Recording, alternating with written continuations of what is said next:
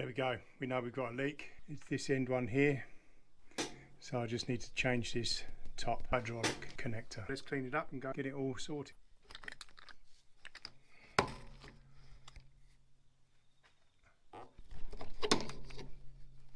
Just give it a quick spray.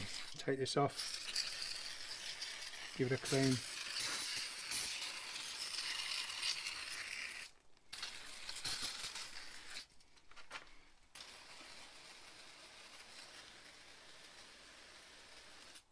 Two 27mm spanners is what you need.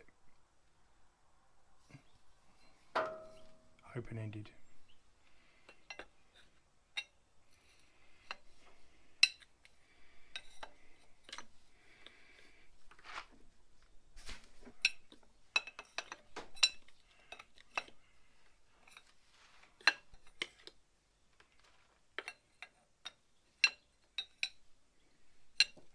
Ultimately you're just going to take this off here and that will free it up, which will expose just the actual hydraulic component itself rather than trying to deal with the hose as well.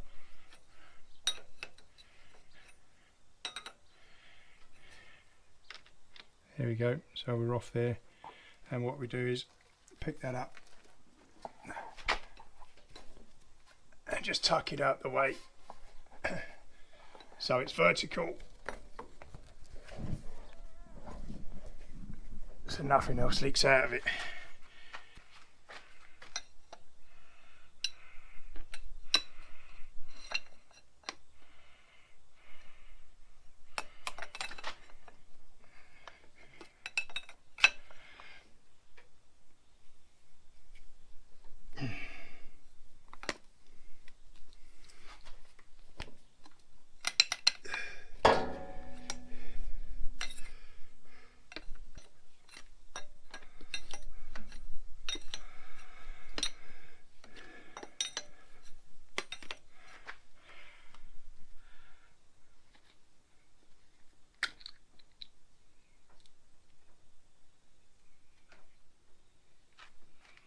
So you've got the long spring, this plate, and the wider spring in there, which has little housing on there, see?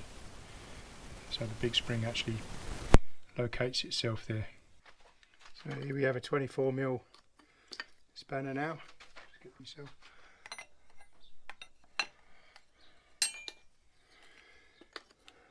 Just to release that.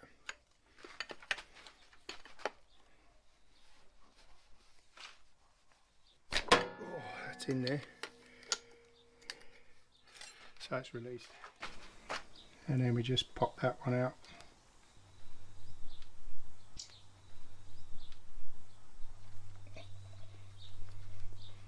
So we're just literally popping this out here like this.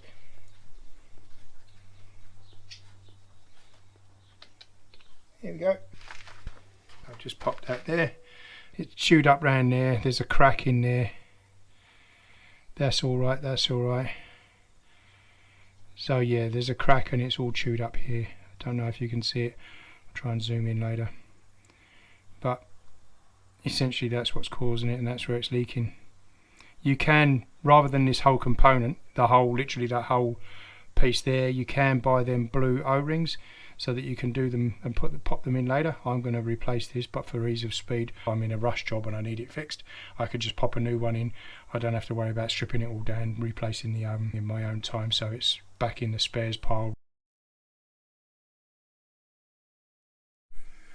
Okay, let's get this thing together.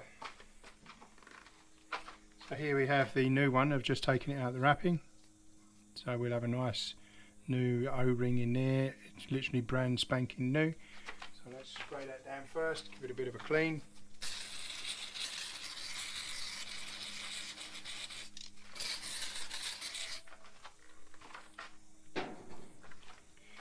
And then all you do is you drop it in and start rotating it, making sure you don't cross thread it. So nice and easy first.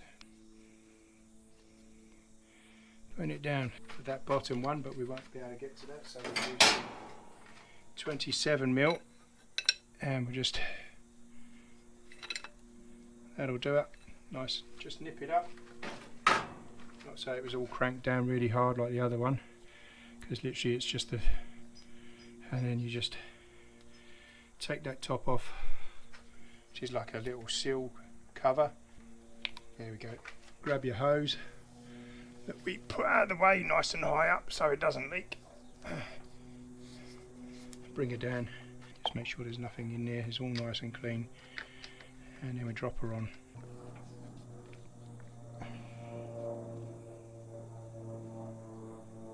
There we go, I think she started, and pop this up out of the way.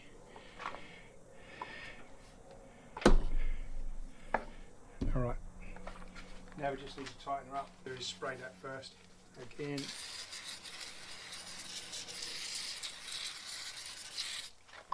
Get the 227mm spanners.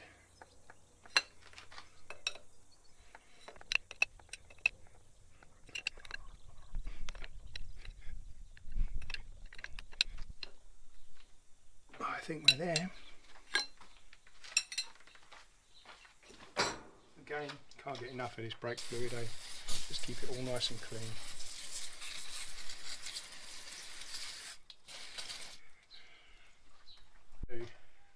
Put this on. I tend to get them there. Locate it.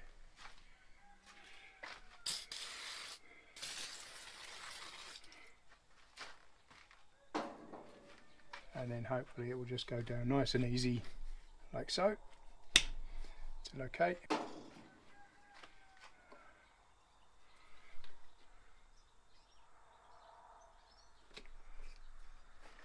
When we now start this up, it won't leak.